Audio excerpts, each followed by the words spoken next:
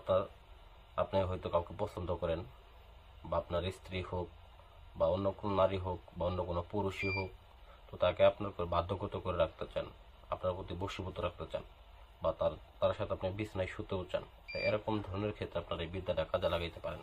তো এটার জন্য লাগবে হচ্ছে ওই ব্যক্তির নাম, ওই ব্যক্তির পিতার নাম, মেয়ে হয়ে থাকলে মাতার নাম। তো দেখেন স্ক্রিনের ভিতরে এইখানে আমি নাম একটু ভালো করে দেখাই আপনাদেরকে।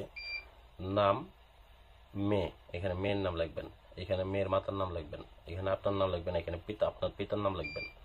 তো এতটুকুই এই নকশাটাকে হুবহু একই রকম ভাবে আপনারা অঙ্কন করবেন।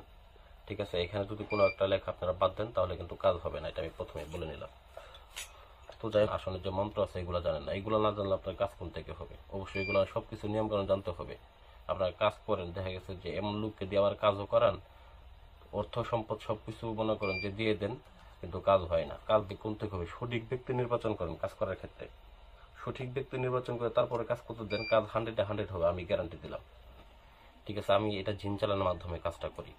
আপনার যেভাবে বললাম এভাবে আমি করি না, আমি করি সরাসরি জিন চালানোর মাধ্যমে। আমার জিন আছে 21টা, আমি জিন চালানোর মাধ্যমে করি। তো আপনাদের নাই যেহেতু, আপনারা এইভাবে কাজটাকে করবেন, দেখবেন 100-100 ফলাফল পাবেন। করি ভিডিওটা ভালো লাগবে, ভিডিওটা ভালো লাগলে অবশ্যই আমার